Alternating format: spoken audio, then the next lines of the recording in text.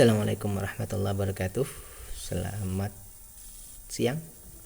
Kembali lagi kita bersama-sama membahas dan membuat resume fundamental saham. Hari ini tanggal 30 Mei 2025. Kita akan membahas laporan keuangan triwulan 1 dari Antam dan SRSN ya. Kode tikernya ANTM SRSN. Antam adalah Aneka Tambang Tbk dan SRSN adalah Indo Acida Tama Tbk ya. Pembahasan kita berdasarkan analisa fundamental khususnya value investing. Analisa ini adalah sebagai bahan pertimbangan, bukan sebagai perintah untuk melakukan aksi beli atau jual, karena setiap investor itu punya pemikiran masing-masing ya.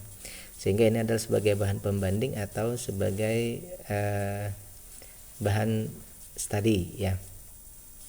Baik, yang pertama Antam. Antam ini adalah perusahaan yang bergerak di bidang pertambangan, pengolahan serta pemasaran mineral alam ya. Antam ini adalah anggota dari Main ID, berarti ini adalah perusahaan BUMN ya. Antam ini adalah holding industri ya.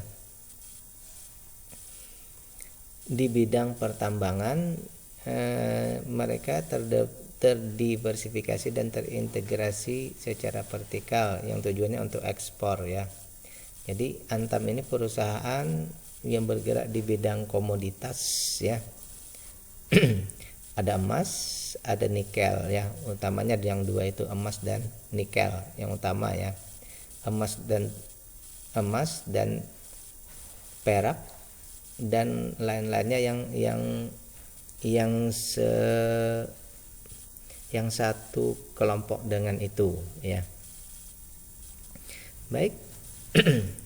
Antam sudah melaporkan laporan keuangannya. Untuk pembahasan saham-saham yang ada di Bursa Efek Indonesia khususnya triwulan 1 2024, silahkan cek di deskripsi. Di situ ada link untuk playlistnya, sehingga saham-saham yang kita cari yang Anda ingin cari bisa dicek di playlist tersebut ya.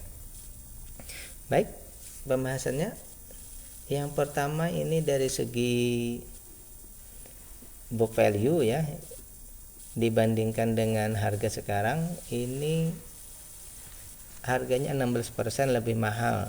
Tetapi kalau ukuran seperti itu saya menghitung bahwa perusahaan ini berarti dibandingkan book value-nya ini berada dalam rentang yang wajar ya. Berarti memang sesuai ya, harganya memang sesuai dengan nilai bukunya ya. Kemudian untuk dari segi valuasinya ya, apakah sekarang mahal atau murah? Ini maksimal kita belikan di 690, tetapi harga sekarang ini 1490. Berarti harganya sekarang ini 116% lebih mahal ya.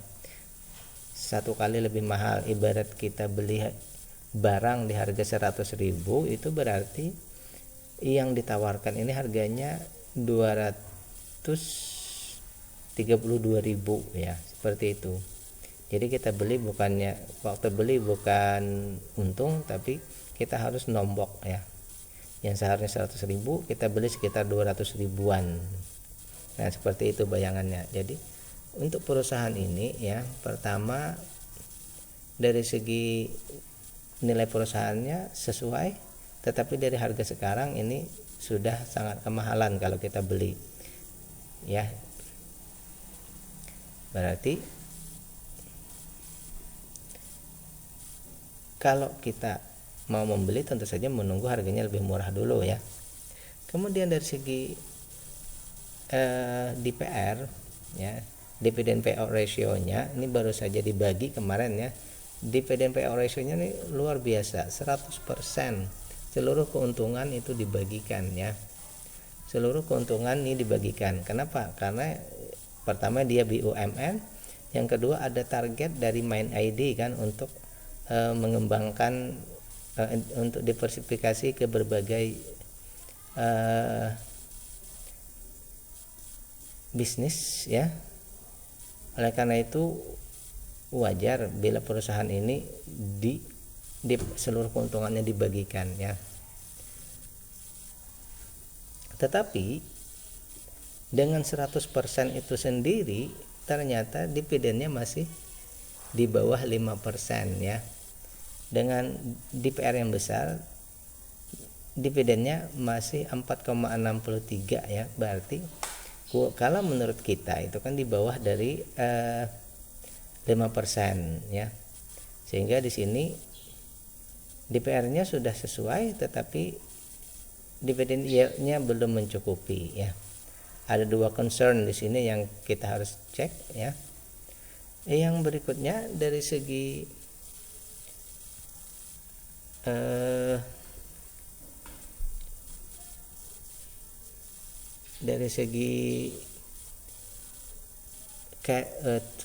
cashnya, dari segi cashnya ini aman ya.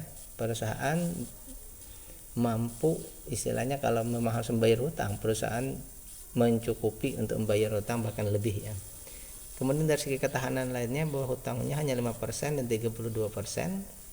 Berarti untuk cash dan hutangnya ini aman. Karena itulah kenapa mereka mampu membagikan dividen yang besar ya. Bahkan seluruh keuntungan dibagikan itu ya. Kemudian dari segi non market ini yang retail di bawah 5% ini 35% ya. Sementara saham yang bisa ditradingkan itu 37%. Berarti ya karena tadi apa? Karena milik BUMN otomatis 63%-nya itu tidak ditradingkan. Jadi untuk pengendali ini aman ya. Selalu aman kalau seperti ini ya. Oleh karena itu kita ambil kesimpulan dulu yang pertama ya, bahwa dua kriteria penting kita ini belum bisa dipenuhi, yaitu valuasinya yang masih mahal dan dividen yield-nya yang kecil. Oleh karena itu saya menyimpulkan menunggu valuasi dan dividen membaik. Dua data ini harus kita confirm dulu ya. Dua data ini harus kita confirm supaya investasi kita itu terasa nyaman, istilahnya itu hati tenang dalam berinvestasi ya. Baik, itu pembahasan Antam. Selanjutnya kita akan membahas yang kedua, yaitu SRSN ya, atau Indo Acidatama ya. SRSN atau Indo Acidatama. Oke.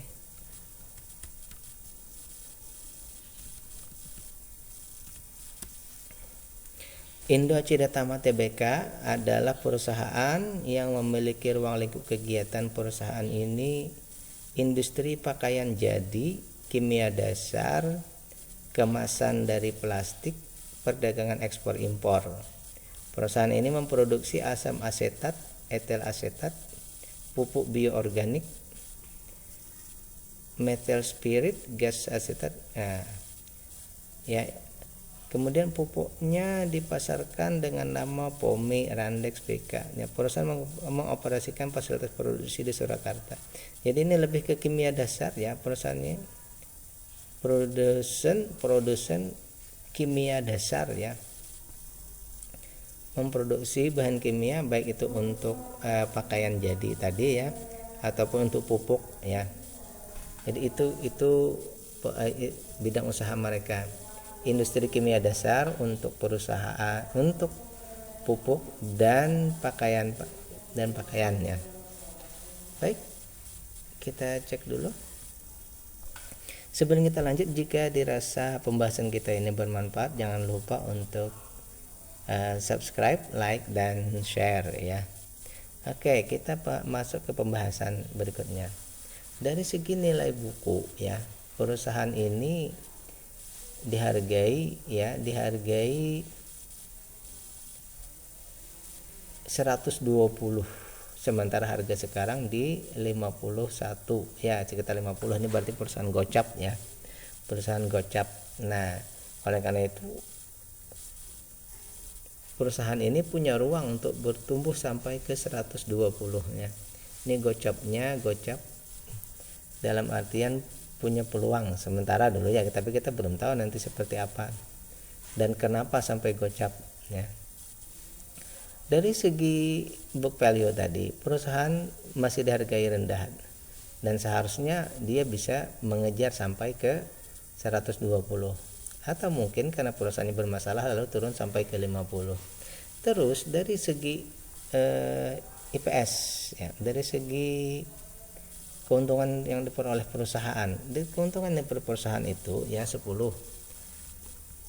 Sebelum saya lanjut, saya ingin menyampaikan bahwa untuk IPS ini saya mensyaratkan minimal 10 ya. Untuk IPS saya mensyaratkan minimal 10 untuk saya pribadi. Ya, jadi berarti maksimal 100 ya, maksimal 100. Maksimal harga kita beli itu di 100. Sekarang di 51. Oleh karena itu ini sangat murah valuasinya, sehingga terbaca di situ bahwa diskonnya 49%. Ibaratnya beli 100.000, barang dengan nilai 100.000 kita beli di harga 51.000 ya, seperti itu. 100.000 dibeli dengan 51.000, beli udah untung ya. Dari segi valuasi dulu ya, catat ini dari segi valuasi. Nah, kita tentu sekali lagi bahwa valuasi yang murah belum tentu juga baik, dia harus dikonfirmasi dengan dividen. Nah, kita lihat dari segi dividen, ternyata mereka hanya membagikan dividen dengan dividen payout ratio sebesar 16%. Kalau menurut kita dengan pembagian sebesar itu belum friendly untuk investor, sehingga hasilnya apa? Hasilnya adalah dividen yieldnya hanya 3%. Nah, ini juga termasuk kecil, sehingga yang terjadi adalah valuasinya murah tetapi tidak didukung oleh dividen. Ini kalau menurut kita sebuah ketimpangan ya. Lanjut ke bawah dulu, untuk free cash flow. Dari segi free cash flow, perusahaan ini selama kuartal 1 mereka menghasilkan free cash flow-nya ada 15 miliar atau setara dengan 2,54 rupiah per lembar sahamnya, setara dengan 2,12% dari book value ya. Lebih bagus daripada tidak ya, daripada minus. Ini sudah bagus ya. Berarti di sini free cash flow aman ya. Tinggal kita cek dari segi dana lancar, hutangnya dulu ya. Dari segi hutangnya ini hutang berbunga kecil, hutang tidak berbunga juga kecil ya. Sehingga sekali lagi cashnya, karena hutangnya kecil, sehingga